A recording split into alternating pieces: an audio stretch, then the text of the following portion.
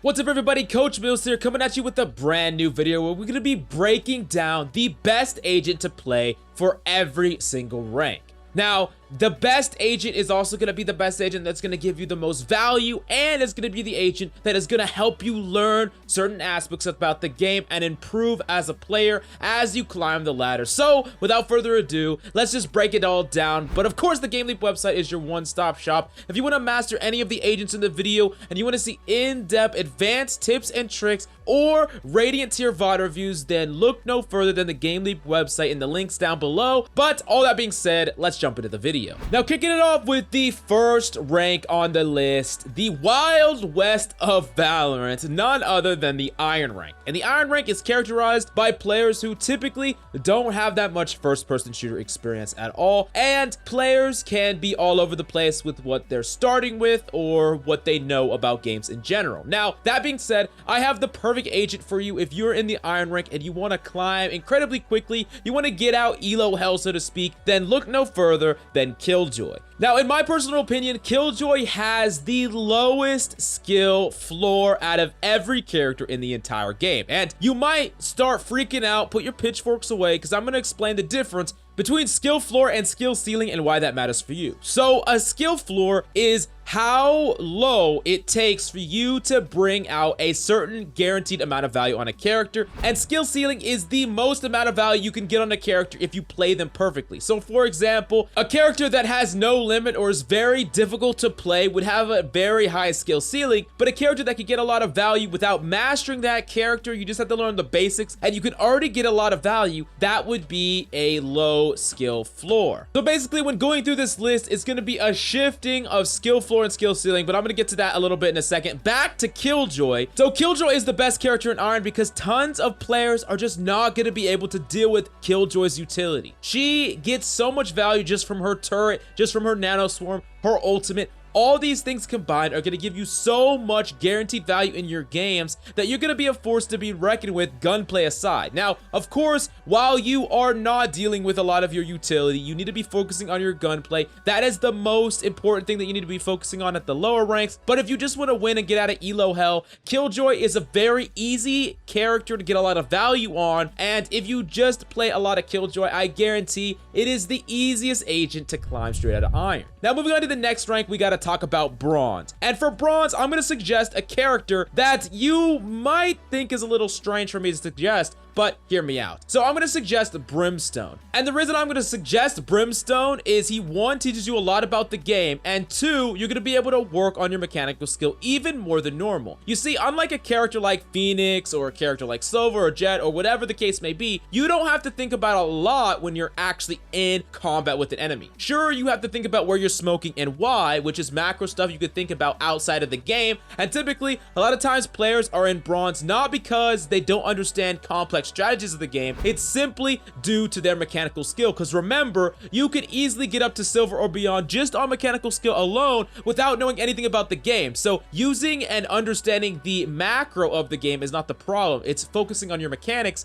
And Brimstone basically lets you set up engagements. You're going to take a lot of 1v1 duels. You're not going to have to worry about flashing or tempo or swinging or anything like that with abilities. You are instead just gonna get the basic fundamentals down. You're gonna make sure that your team has the building blocks to win, block off heaven, smoke off choke, whatever the case may be, and you're gonna be able to work on your gunplay. So Bronze is a great place to learn Brimstone and practice Brimstone, and of course, you got to work on those fundamentals like crosshair placement, like moving, counter strafing, all that stuff really needs to be honed in Bronze, and you're going to learn a lot of that with Brimstone as well. Now, moving on to the Silver, we're going to ramp things up, and we're actually moving on to a character that has a very high skill ceiling, but also a medium skill floor in Cypher. Now, I'm not going to say that Cypher isn't one of the most difficult characters to master in the entire game, because I think he is, but he he also brings tons of value at a baseline, simply because at silver, enemies are not going to be respecting mix-ups in traps and things like that. Like, realistically, your average silver Cypher doesn't do one-way Cypher cages. They don't mix up where they're placing their actual traps. And if you are someone who watches GameLeap videos or watches streamers or whatever, and you start incorporating a lot of these strategies, you're going to get so much value, because a lot of Cyphers at your rank are just not going to do this. And if you can get more value on your team as a Cypher than the enemy team, then over time, you're going to win more than you lose, and you're going to climb as a result. Now, on top of that, scalability-wise, Cypher is like the best agent in the game, period. So if you master Cypher, if you really start to like Cypher as you climb through silver, of course you could play Cypher and even Brimstone through all the ranks. But I think that Cypher is a really good transitionary period where you start thinking about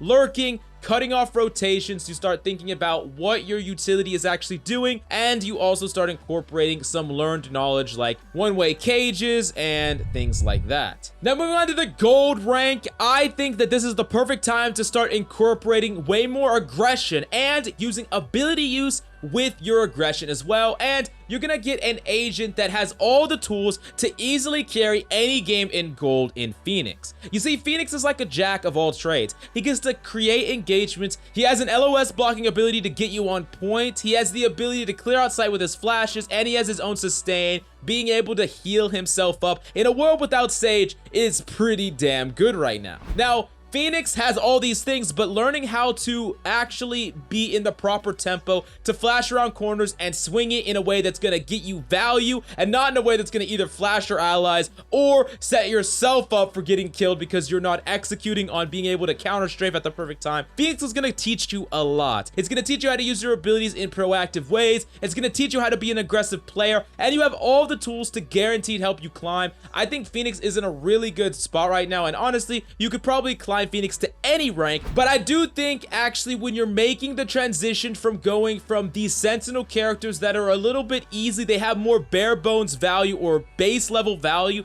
to Phoenix, who can start to approach that feast or famine level where you have to be converting on a lot of these plays, and there is more room for error when you start to make these aggressive plays. That will teach you to become a better player, and of course, you've already been focusing on your mechanical skill, and that's just going to go right along with that, but you're going to throw in that ability use as well to kind of mix things up and give you an extra layer of difficulty, something else to think about. Now, moving on to Plat, we have an agent who might have the highest skill ceiling in the entire game, but the floor isn't the highest by any means, and this character is Sova. Now, Sova, of course, there is an infinite amount you can learn on Sova, and that's why it has a very high skill ceiling. I mean, I think Sova, in my personal opinion, has the highest skill ceiling possible, because hypothetically, you could just learn everything, study, you know, forever, and learn every single rollout or whatever the case may be. But Sova in Plat is really, really good because you have the tools to dictate plays, gather info, set up rotations, and you pretty much get to be a backbone for your team. Sova also gives you the tools in Recon to flush out operas, which is one of the few abilities in the entire game that can.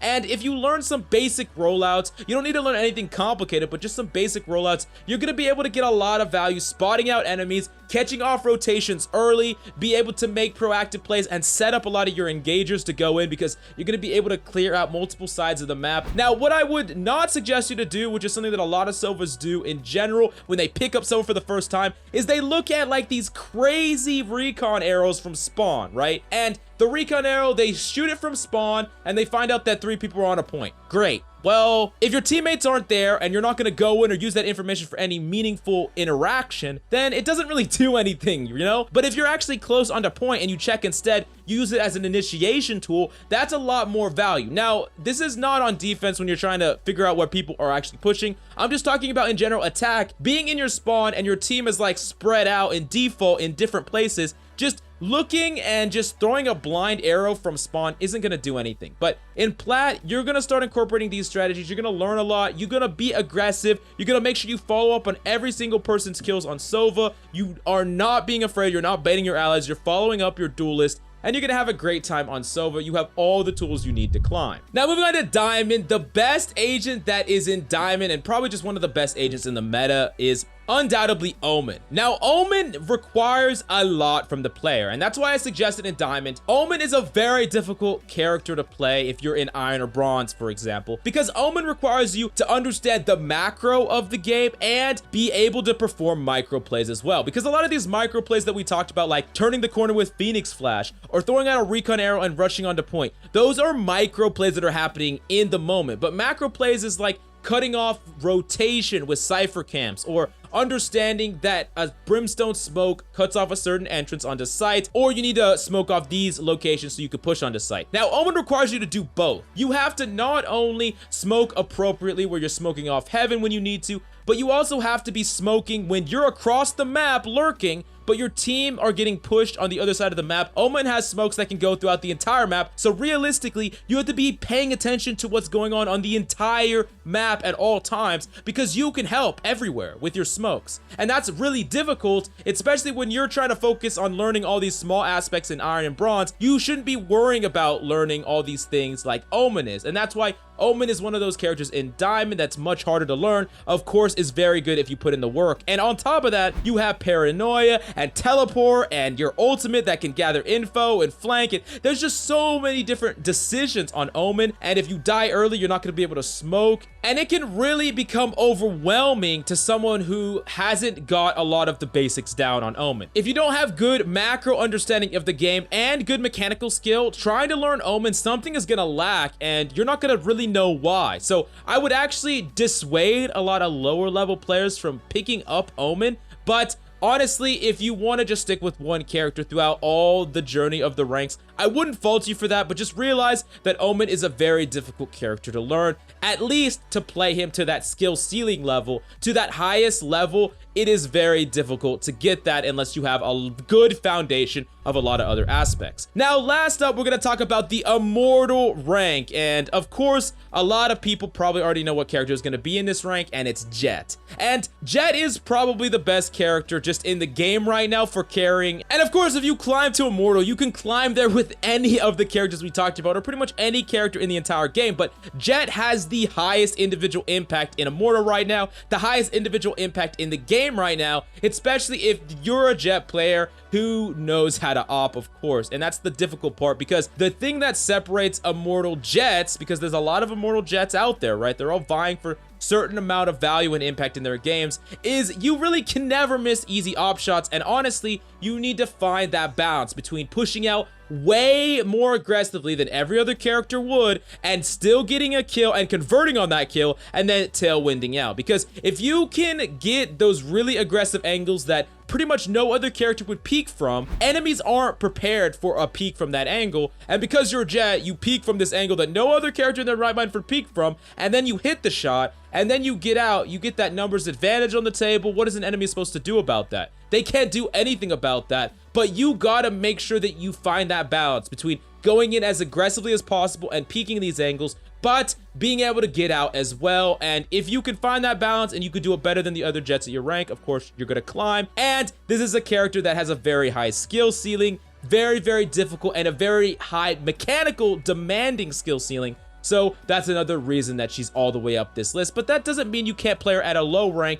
It is just going to be very difficult, of course, and it's going to be a hard road for you, especially with everyone in the lower ranks basically flaming you unless you're top fragging all the damn time. Anyways, I hope you enjoyed the video. Remember, at the end of the day, you can main anything you want to. I'm just giving you some suggestions. For those of you who do not know what character they should pick when climbing the ranks, these are some good suggestions to give you good fundamentals and help you climb rank by rank while you learn the roster of characters. Anyways, if any of these characters caught your fancy, the GameLeap website has in-depth VOD reviews, advanced tips and tricks over all the characters listed. So do yourself a favor and go check it out in the links down below and be well on your way to become broken. Thanks so much for coming by. Definitely let me know what you think about the list in the comments down below. And if there's anything you agree or disagree with, that's all I got for you today. I'm Coach Mills. See you next time.